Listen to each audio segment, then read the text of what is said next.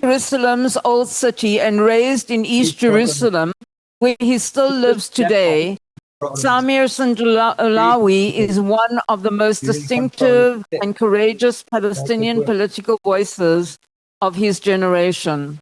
A political activist, reform advocate, and champion of Israeli and Palestinian dialogue, he has spent nearly 4 decades working to bring divides in one of the world's most complex conflicts. Samir's journey began under extraordinary circumstances.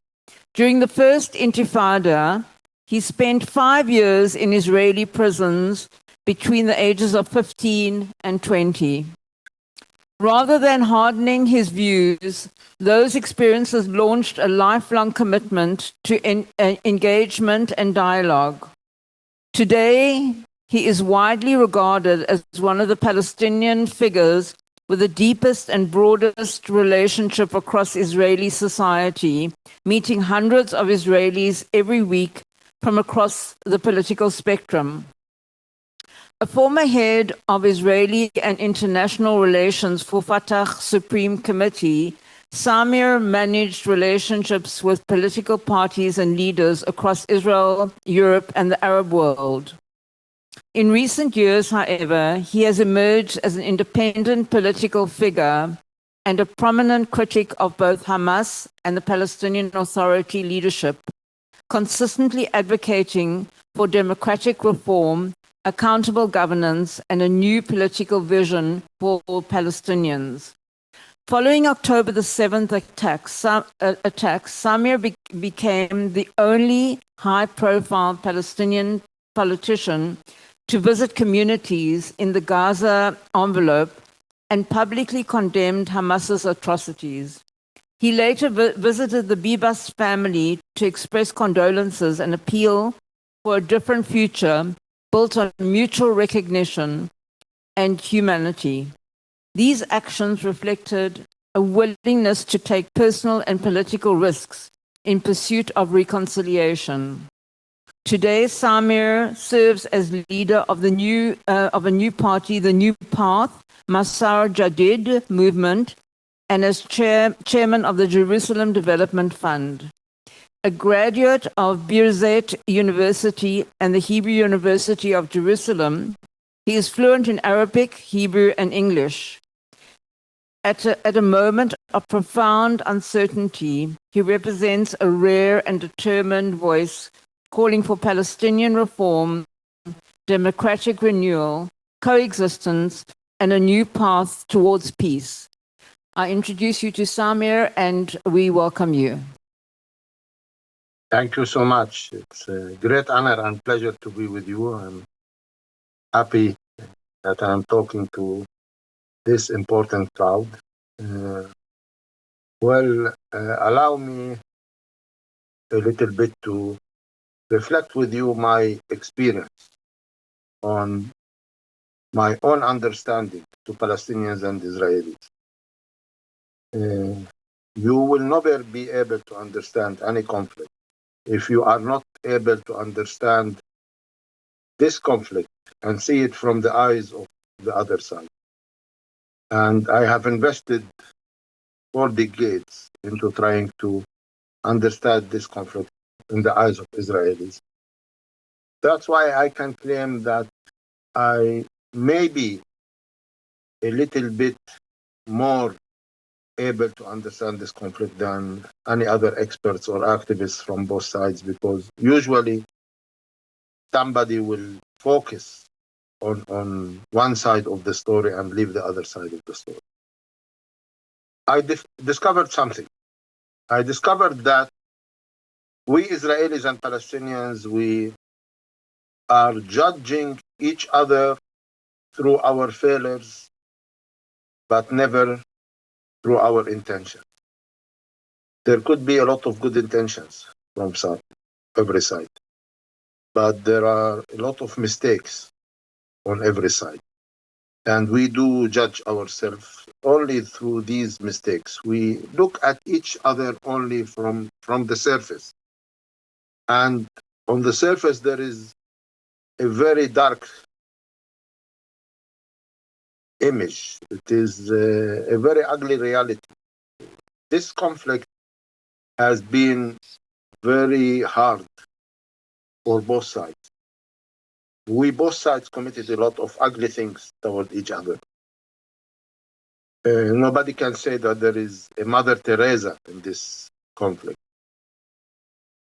But yet, with all these hard feelings on the surface, with the pain, with the suffer, with the mistrust, with the hatred, let me say, if we are able to go a little bit deep in each society, we can discover at a certain depth that there is a reservoir of common humanity between Israelis and Palestinians. Nobody can say that the Palestinians are not human beings.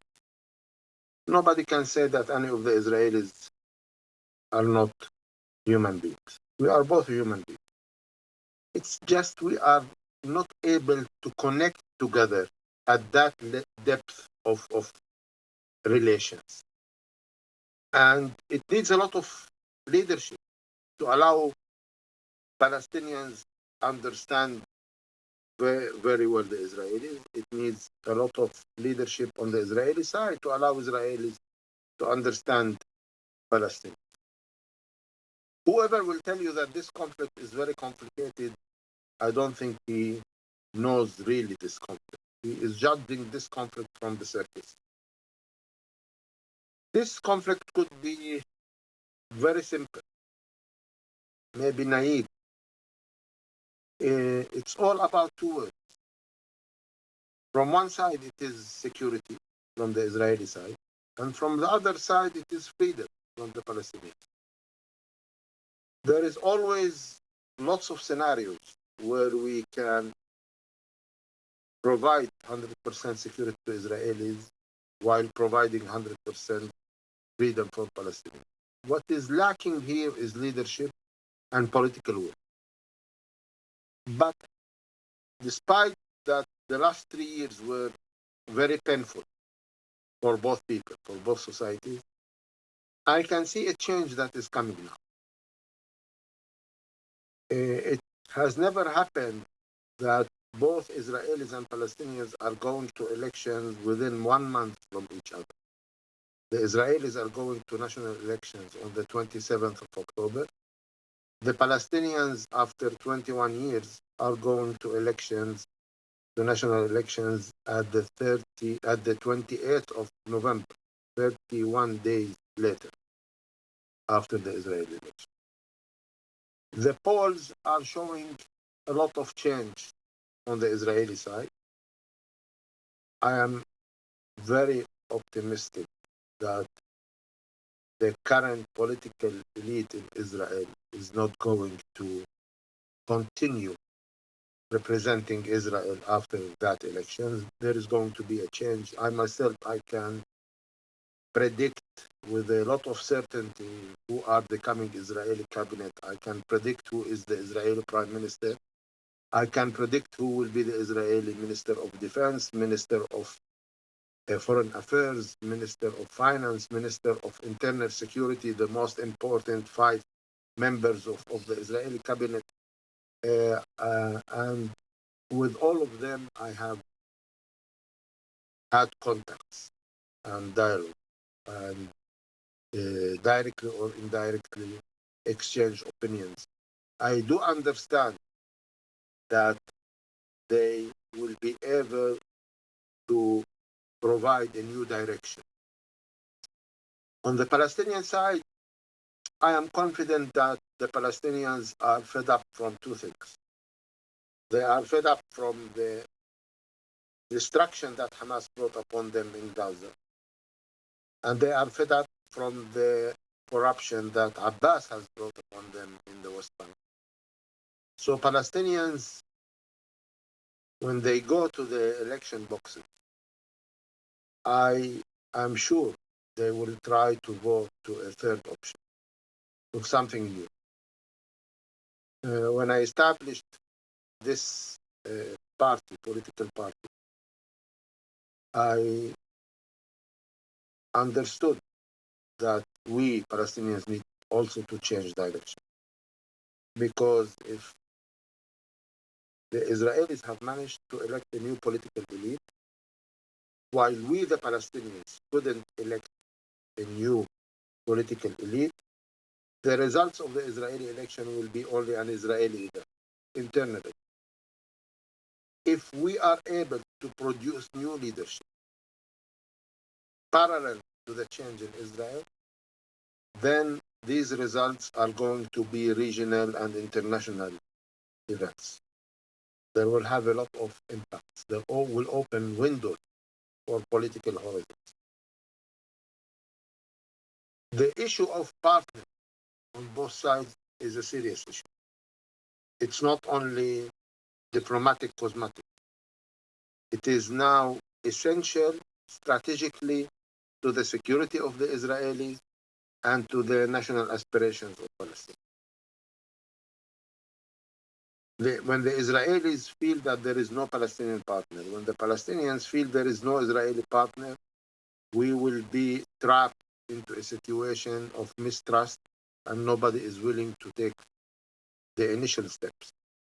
If changes happen, and maybe I think that it's our obligation now as Palestinians to try to show the Israelis that we have changed direction, that we have produced in a democratic process a new leadership that can assume more responsibility on fixing things on the Palestinian side. Now there are lots of things to be fixed on the Israeli side, but I'm here to speak more about what should be done on the Palestinian side and not what should be done on the Israeli side. What should be done on the Israeli side is the responsibility of the Israelis. They are smart people. They are a very dynamic nation. They know how to fix and correct things by their own. They don't need the advice or lecture of anybody. They will do it by their own. Now we Palestinians, what should we do as Palestinian nation that has been part of this conflict for decades now? And if you compare a little bit the Israeli story with the Palestinian story in the last 100 years, before 100 years we were together, we and the Israeli people, the Jewish people, we were groups of militias on this land, fighting each other and together fighting the British mandate. Today, Israel is an OECD country, very strong in economy, in military, startup nation, prosperous, dynamic, to a certain extent democratic, while we, the Palestinians, we remained groups of militias until now. If you ask me why did they succeed? Why did we fail? I think it's only one reason: lack of leadership.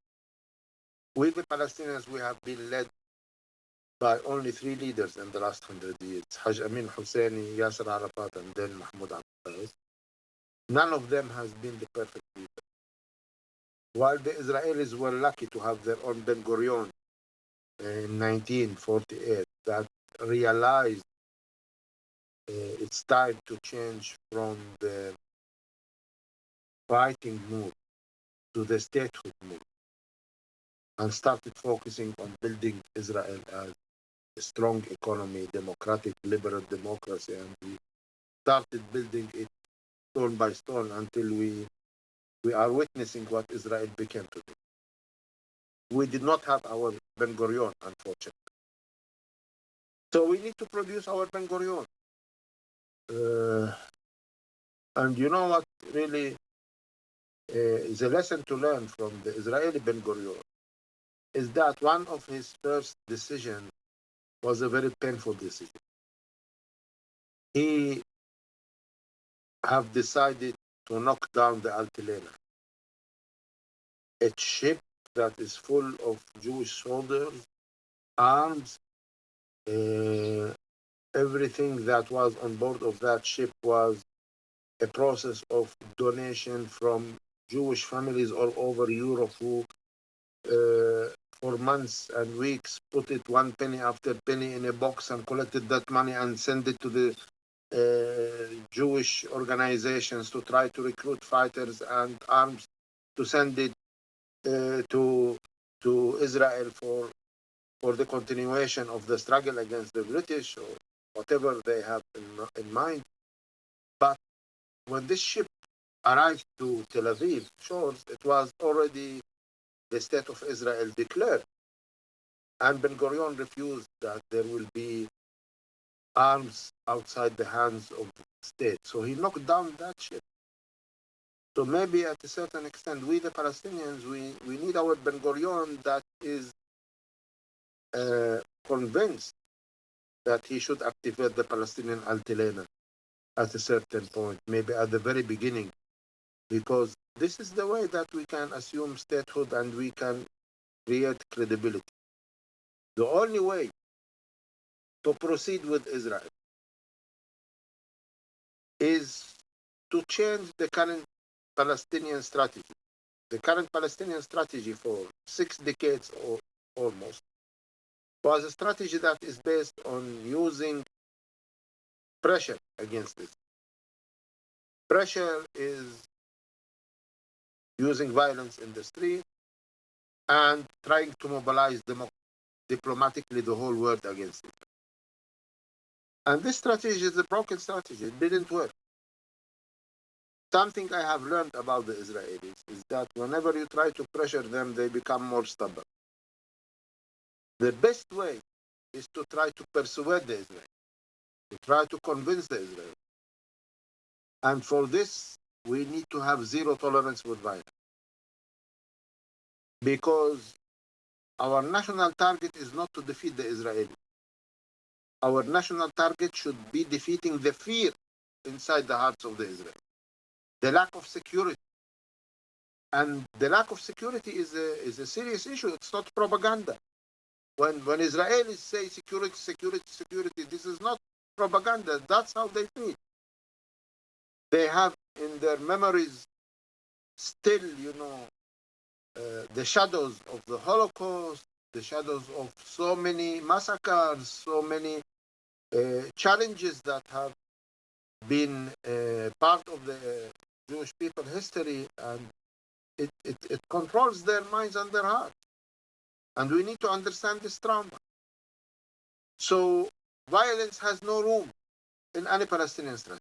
Any Palestinian strategy should put in its basis the Israeli security, not to do them a favor, but out of Palestinian national interest. Sometimes I ask a question to groups of Palestinians that I meet as part of my political activism. Why do you think that we Palestinians are important? If half a thing happens in Gaza, it becomes headline in New York Times and BBC. And not a lot of Palestinians are able to give an answer. The correct answer is that we Palestinians are not important at all. Nobody cares about the Palestinians. The Jewish question is important. The Jewish people is important for the whole world. We are lucky we fell into conflict with them. We became important because we are in conflict with them. Now let us imagine what could happen if we Palestinians change this relation between us and the Israelis from conflict to partnership. Both of us, we and the Israelis, will gain 100, if not 1,000 times more than whatever we have now. Who can on the world say no to the Palestinians and Israelis when they are in agreement? Who can say no to the Palestinians and Israelis when they are in partnership? On a collective level, on a statehood level, on nation-to-nation level. So we need to imagine that kind of future. Partnership, alliance, working together. Because whatever is happening, no one side is going to leave this land. We are both here to stay. This is maybe something that is really in common between Israelis and Palestinians, their connectivity to the land. And this kind of connectivity has a reason. We both belong. And we need both to mutually recognize that we both belong. We Palestinians need to recognize the historical links and rights of Jews to this land because it's a piece of land. Even in the holy book of Quran, you will find the stories of the different Jewish prophets. It's there. The biggest chapter of Quran in Surah Al-Baqarah. So it's really stupid to deny the historical links of Jews to this land. It doesn't serve anybody. It does not defend our link to the land. Because while they belong to this land, they have never been alone in this land. There was always others. And these others are us. Okay, we have never been called the Palestinian people. I agree there have never been a Palestinian state. It doesn't matter. Because now there are equal number of Jews, equal number of non-Jews in this land. The non-Jews, they call themselves Palestinians. We need to respect this. Everybody needs to respect this. And the Jewish people call themselves Jewish people. And they would like to see their state as a Jewish state. And we need to recognize and respect this. Nobody can define to the other his identity. Everybody has the right to define his own identity alone. So this kind of change of thinking, this kind of change of narrative, this kind of change of strategy will help the Israelis understand that there is new Palestinian partner emerging. And if this partner emerges out of elections, it can be an individual, it can be a party, it can be a coalition of political forces altogether. I really don't know who is going to lead after, who is going to be the majority in the coming elections, but I can feel that there is a change in direction among everybody. There will be new players, the old players also are going to change. The change is happening also on the Palestinian side. So that's why I'm optimistic. I'm optimistic because I know very well the Israelis. I know very well the Palestinians. I know very well the Israelis. I'm meeting an average of 300 Israelis a week with small groups, one-to-one, political leaders, academia. I was invited to every single conference in Israel in the last year. Every single conference. From very right-wing conference to very left-wing conferences to conferences that are on politics, conferences that are in strategy and security, very elite conference, very popular conference. I was speaking to every crowd possible in Israel and my voice was respected. They listened. You know, here we are noticing something that blaming the other side of not listening maybe is not the fault of the other side. Usually it is the one who speaks should have the art of creating attention on the listeners. So it is when the Israelis don't find somebody to listen to them on the Palestinian side, it means that the language does not resonate with Palestinians. And when any Palestinian does not find listeners on the Israeli side, it means the language does not resonate in the ears of the Israelis. So it is the speaker, it is the speech itself that can create an atmosphere of listening or can be rejected automatically. Changing the language, changing the narrative, changing the strategy, knowing very well the other side, trying to see this conflict from the eyes of the other side, everything together will help us to try to turn a new page. And I do believe we can turn a new page because we have seen in recent history that the Israelis were able to turn a new page with the Egyptians. After the October War of the 70s, when also 3,800 Israelis were killed during this war, also it took the Egyptians, or in being more accurate, it took the Egyptian president, only 1 hour speech in the Knesset to turn the Israeli public 180 degrees. So we need the Palestinians to look, to engineer, to create, and to find our Sadat moment with the Israelis. And I think we are capable to do this if we start organizing our thoughts, understanding more the Israelis, and talking as sincere, as direct, as honest in one language, both internally to our people and also at the same time with the Israelis. I'll stop here and maybe we can have some more discussion. I think maybe it's better to have the engagement of everybody in a discussion than continuing my speech. Samir, thank you for your address to us. We appreciate your time. We know that you have got limited time. So can we have one of our JDI people just to help with the questions, please?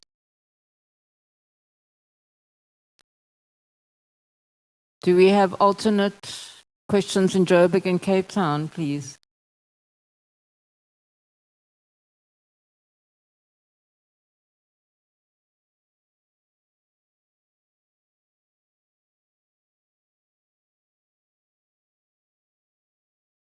So I really enjoyed that. I mean, that was incredible hearing your perspective on things.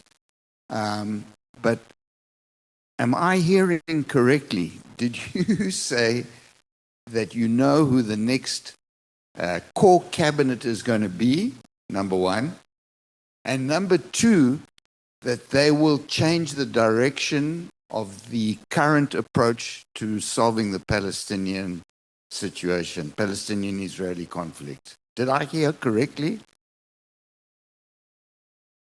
Yes, I think yes. I said so, and I say it with a lot of confidence. Now I will tell you, and you can note the names, and let's wait for the 27th of October. Most probably, the new Israeli Prime Minister will be Eisenkot. His Minister of Defense will be Bennett. His Minister of Foreign Affairs will be Lapid. His Minister of Finance will be Lieberman, and his Minister of Internal Security will be Yair Golan. That's my prediction. So you can note the names, and we can have some bet on it. But there has been a stable results of the votes, which shows that the camp of the current Israeli Prime Minister Benjamin Netanyahu is not going to win the elections. They are very far behind the election. Even if Bibi is known as a magician, as a person who have the capability to flip things at a certain moment, I don't think that he has something in his magic hat that can change the elections. You know, in 1996, Shimon Peres was running the elections against Bibi, or Bibi was running the elections against Shimon Peres. For a long period of the campaign, Shimon Peres was heading 20% ahead. And Bibi, at the very end of the campaign, brought one slogan, focused on it very hard, that flipped all the elections and made him win by 1% difference over Peres. He used one slogan: Shimon Peres يحلك Yerushalayim. Shimon Peres will divide Jerusalem. It was so strong. He focused on it. He said it in a very confident way that made the Israelis be suspicious of Shimon Peres. It came with the contents that most probably Israelis felt that Peres is going to this direction, and that one slogan flipped the election. But now it's a different story. First of all, at that time, Netanyahu was not experienced by the Israeli public for a long time. Now everybody in Israel has seen Netanyahu in power for almost 20 years. mostly, except of 2-3 years, Bibi was the prime minister for almost 16 years out of the 20 last years. The left knows Bibi very well. The right knows Bibi very well. And I think he doesn't have a lot of magic today. The 7th of October, I mean, no prime minister could survive the 7th of October and stay in power. It's very hard. Sorry.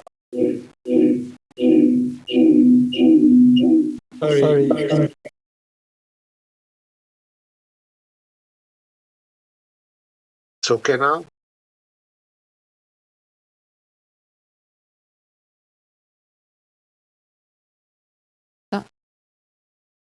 I can continue?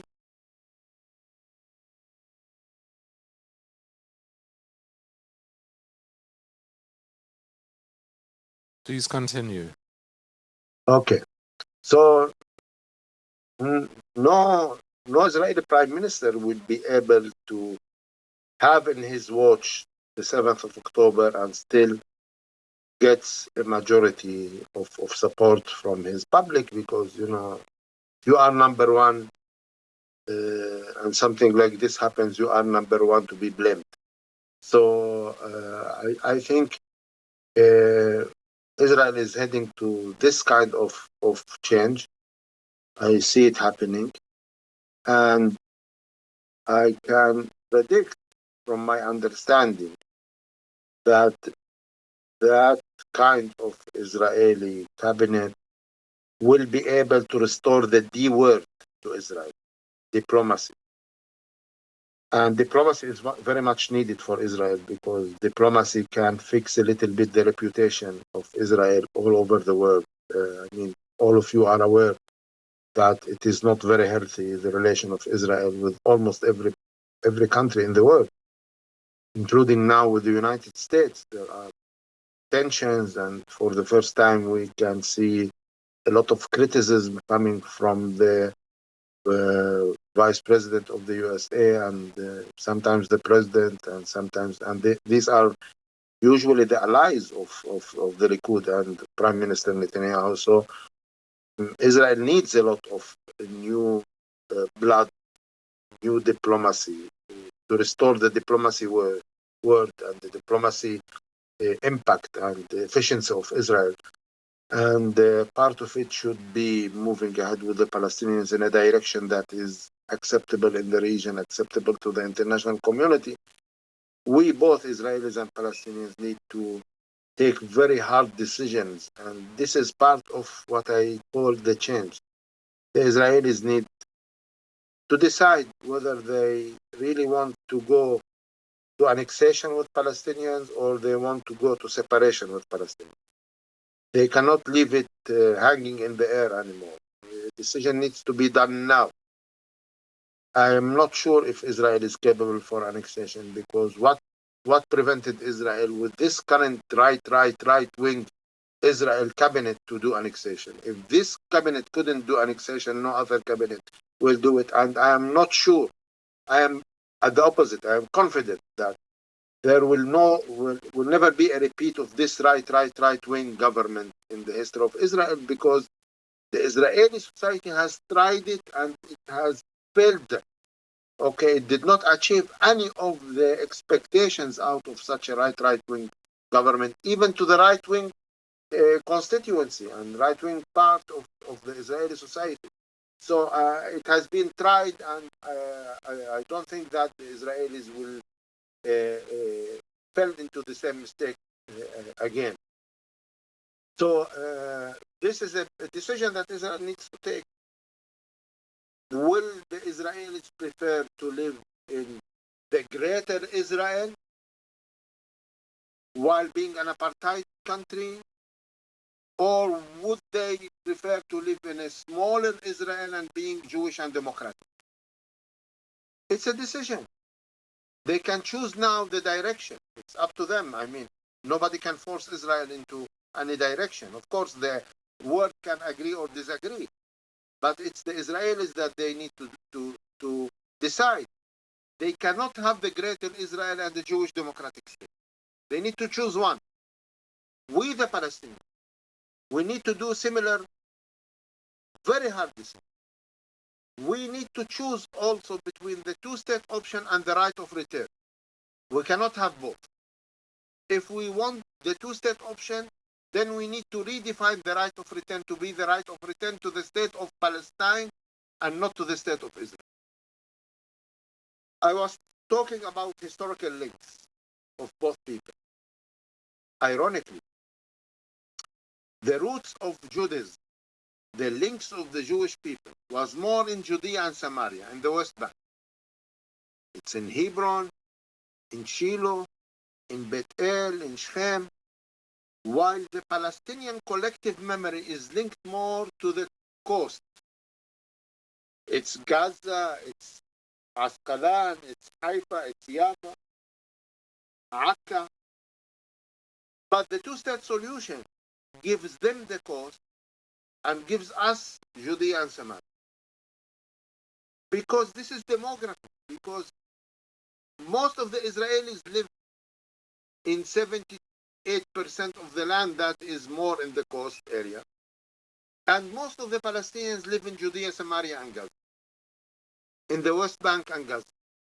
This is demographical fact, you cannot change it.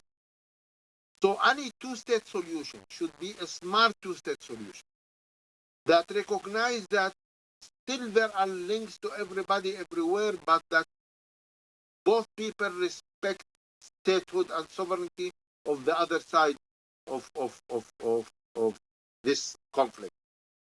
So it's a lot of wisdom, it's a lot of responsibility that is needed. I can see this coming into change in Israel. I hope it will come into change on the Palestinian side with the coming elections. That's why I call everybody, all the international community, I call the Israelis to allow this election to happen, to prevent any delay in that election, because President Abbas can just cancel it anytime. We have learned this on the 2021 when he declared for election. There was a date, and 3 weeks earlier he canceled it.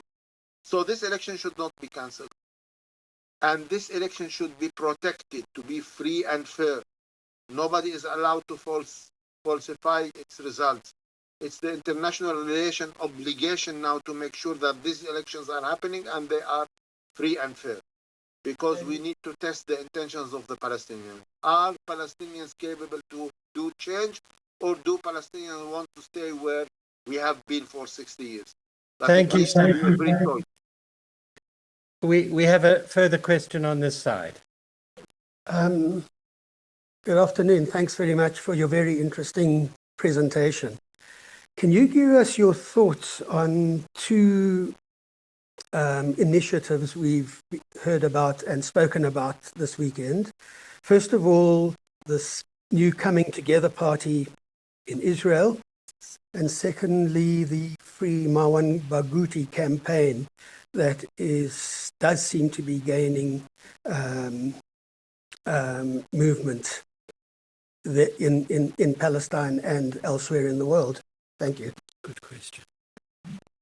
Okay, the new political party, I think you are referring to Makan Likulluna.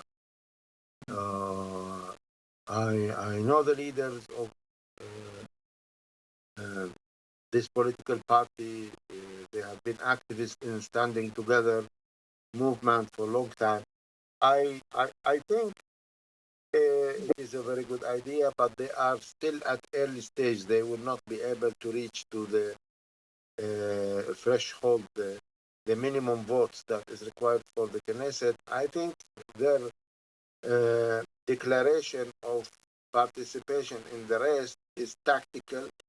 I think they will withdraw supporting one of the political parties later, because if not, and if they are not going to cross the minimum required votes, then whatever they collect of votes is going to be gone to the wind.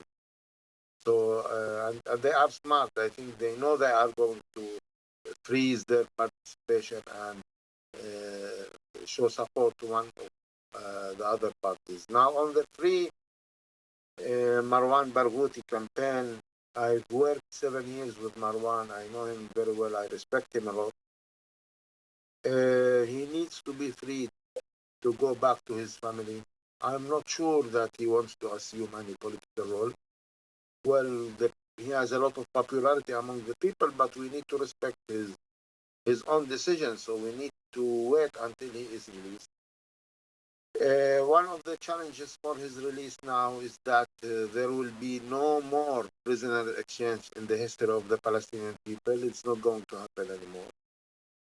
And if there is no prisoner exchange, then how can we create a mechanism for Marwan and the other prisoners to be released? It's a challenge. It needs to stay.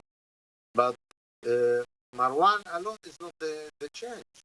The change could still be happening on these elections, could be successful in these elections, and it doesn't depend on one leader. It should be a movement structured into society that has clear vision, that knows how to advocate to it. So let's wait and see. I wish Marwan will be released, but I don't think that the future of Palestinians should be pending on his release. We need to continue doing whatever we can do.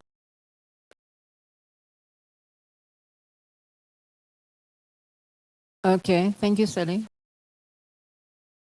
There's one more question, Samir. Samir, thank you very much. I was very moved by your opening comments about yourself in your own life, in a sense, digging deeper beyond the surface, getting closer to Israelis and pointing out that there's been an inability to see this common humanity. Of course, that's a result of the total dehumanization of Israeli society and beyond. And I wondered how the idea of revisiting, if you like, a two-state solution that, in a sense, also invokes historical ideas of people and land in the form of kind of two forms of ethno-nationalist state, whether that will help with this deep dehumanization that your life's work is being about overcoming, whether that brings people together or whether it actually maintains these false ideas that it's impossible to come together in ways that make us both secure.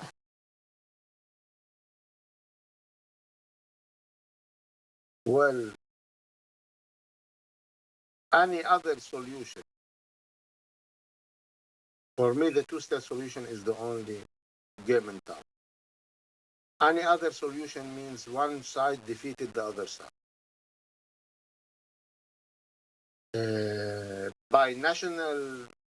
One binational state means the Jewish state project has been defeated. One Jewish state for all people from the river to the sea means that the Palestinian national project of statehood has been defeated. I don't think any of the projects can be defeated. So the only game in town is this two-state solution. But we need to do a smart two-state solution. For example, why do we need to recommend as Palestinians the evacuation of all the settlements within a two-state solution? My personal opinion, we as Palestinians should allow all the settlements to stay, all the settlers to stay, as part of the Palestinian state, under Palestinian law and sovereignty. We provide security. We are responsible on the services. And they can stay where they feel they belong, practice their culture, their religion, connect with the land in a very respectful way, together with neighbors of Palestinian neighbors all over. They can go work within Israel in Tel Aviv in the morning and come in the evening and sleep in their homes in Hebron or in Beit El. Israel will be left with 20% of Palestinians, Arab Israelis. We, the state of Palestine, can be left with 20% of Jews living within the borders of the Palestinian state. Now, if any of them is not comfortable to stay within the state of Palestine, he can leave voluntarily. But we should not force the evacuation of anybody. We should respect the connectivity of people.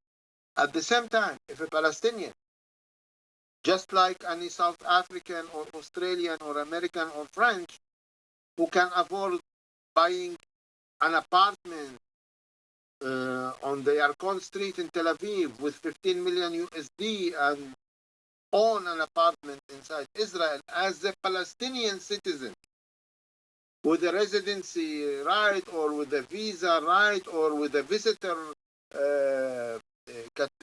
status, can come and spend the summer in this apartment or establish an Israel and do business, why not? So it needs to be a smart two-state solution.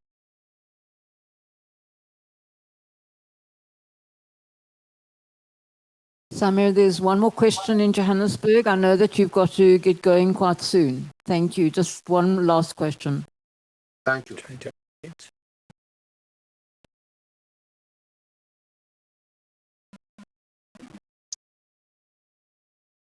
Go ahead. Good afternoon. Thank you, Samir, for your very refreshing and very important intervention that you're making in Israeli and Palestinian politics. I think what you've reminded us today is that this is not a zero-sum game. And I think the tragedy, particularly since 7th of October, is that we treat this as a zero-sum game. We're for the Palestinians or we're for the Israelis. The victory will be to the Palestinians or to the Israelis. You've reminded us that we are all in this together. Neither one will disappear. We have to find a solution together. There is no other way forward but together. International trends, however, move in the opposite direction. And the question really is how to give impetus to this idea that it isn't a zero-sum game. Of course, we in South Africa, we know how to overcome the idea of a zero-sum game in our own context. But the battle that you have and that others have in Israel and Palestine is to shift the idea that we are for one or for the other, rather than that we have to be for both. But thank you for a very refreshing and very important intervention that you're making. Well, I think one of the challenges that is facing leaders is that, okay, this war has left a lot of destruction on both sides of the fence, but the destruction was not only in homes and infrastructure. The destruction was more severe in the hearts of the people. So peace, stability, coexistence cannot be built only with steel and stones. We need a reconciliation process to fix the hearts and to deal with the hard feelings on both sides. And this requires a lot of leadership. And I think this process cannot be taken bottom up. It can succeed only if it is taken top down. The initial trust, respect, partnership should start between the prime ministers of both Israel and Palestine. The two leaders need to be the best friends of each other. And they need to start mobilizing the media, mobilizing the government, mobilizing the education on both sides, mobilizing the narrative, mobilizing the political parties, mobilizing the civil society to start this kind of reconciliation and sense of partnership. It is doable. This is not fantasy, because I have been trying this. I have been trying this for decades, and it's working. Every time I tried it, it works. Even when I try it with the very extreme right-wing people on both sides, it works. So it is a tested weapon, as they say in the military terminology. It needs only leaders to pick it up, to believe in it, and to start doing it. And I am sure this is not fantasy. Not believing in it is the fantasy. We need to start dreaming and seeing and imagining a new reality where Israel is fully integrated in the Middle East, not as a villa in the jungle, but as a villa in a very nice neighborhood that embraces them. And I think the region, with all the moderate states in the region, including the Saudis, the Emiratis, the Bahrainis, all the others, would like to have normalization with Israel. So we need to go into this direction. We need to imagine it. Israelis need to see themselves as Middle Easterns and not European, even though they are playing football in the UEFA. Even they go to the Eurovision for music competition. It doesn't mean they are part of Europe. They need to imagine themselves playing football in Cairo, Abu Dhabi, Amman. And they need to come to the Arab idol. We can call it the Abrahamic idol if they want. Because they belong to the Middle East. This is the reality. Geographical, they are part of the Middle East. Historical, they are part of the Middle East. They can keep their culture. Okay, Israelis, they have brought democratic liberalism, they have brought a certain culture from Europe and all over the world. They can keep it. But they are part of the Middle East. And I think we are heading to that future very soon. Samir, thank you very much on behalf of all of us in Cape Town and in Johannesburg. Thank you for making the time to speak to us. We wish you all the best for your the upcoming elections, and the Masar Jadid may it go from strength to strength. Thank you very much. Thank you so much. Bye-bye.